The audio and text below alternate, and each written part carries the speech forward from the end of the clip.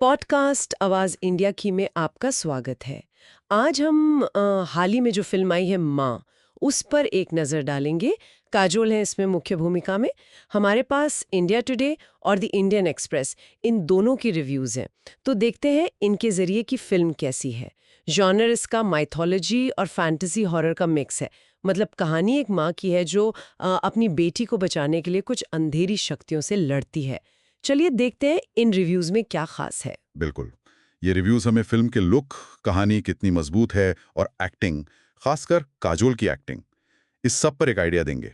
हाँ, तो कोशिश करेंगे कि इन स्रोतों से एक संतुलित तस्वीर सामने आए। ठीक है, तो सबसे पहले विजुअल इफेक्ट्स मतलब वीएफएक्स की बात करते हैं। इंडिया टुडे ने लिखा है कि वीएफएक्स काफी शानदार हैं। जैसे वो बदलते हुए साए, पौराणिक जीव, वो डरावना सा घर, सब बहुत प्रभावी लगता है। मतलब देखने में तो अच्छी होगी फिल्म। हाँ, और द इंडियन एक्सप्रेस भी इसी बात को आगे बढ़ाता है। प्रोडक्शन डिज़ाइन और जो रंगों का इस्तेमाल है उसकी तारीफ की है। उससे फिल्म का माहौल जैसे जंगल, हवेली, गांव, ये सब एकदम विविड मतलब जीवंत लगता है। तो विजुअल्स पर तो लगता है काफ़ी ध्यान दिया है। हाँ, विजुअल्स की तारीफ तो है, पर कहानी कहानी का क्या? इंडिया टुडे कह रहा है कि कहानी थोड़ी जानी पहचानी सी है, प्रिडिक्टेबल। उसमें वो भावनात्मक गहराई, वो कनेक्शन, उसकी कमी महसूस हुई। मतलब वही फॉर्मूला, एक आम माँ, बच्ची खतरे में, कोई पुराना शाप। हाँ, बिल्कुल। और द इंडियन एक्सप्रेस भी यही कहता है। मानते हैं कि फिल्म का इरादा शायद अच्छा हो, जैसे पितृसत्ता पर चोट करना या पीरियड्स जैसे टॉपिक पर बात करना, लेकिन जो राइटिंग है वो कमज़ोर है। पहला हाफ थोड़ा ढीला और दूसरा हाफ उलझा हुआ सा लगता है। और सीजीआई भी मतलब कुछ खास नया नहीं है उसमें। अच्छा, परफॉर्मेंस की बात करें तो ऐसा लग रहा है कि काजोल ने फिल्म को संभाला है। हाँ। दोनों ही रिव्यूज उनकी तारीफ कर रहे हैं। हम्म। इंडिया टुडे कहता है कि उनकी जो इंटेंसिटी है, गंभीरता है, उससे उन्होंने किरदार को अच्छे से निभाया है। हाँ। काफी हद तक फिल्म को बचाया है। हाँ, द इंडियन एक्सप्रेस भी यही मानता है कि काजोल में वो वजन है, वो ग्रेविटास है जो ऐसे रोल के लिए चाहिए।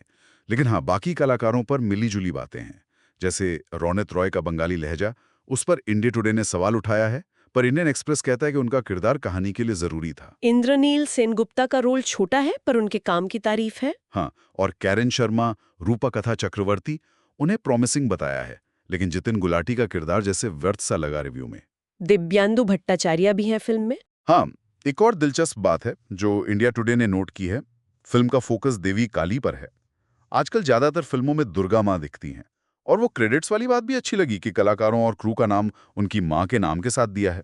जुबिन नौटियाल का गाना हमने वा मेरे, उसका इस्तेमाल भी अच्छा बताया है। लेकिन डायरेक्टर विशाल फुरिया, उनके बारे में इंडिया टुडे का कहना है कि छोरी छोरी 2 और अब माँ, उनका स्टाइल थोड़ा दोहराव वाला, मतलब रिपीटेटिव लगने लगा है। बिल्कुल।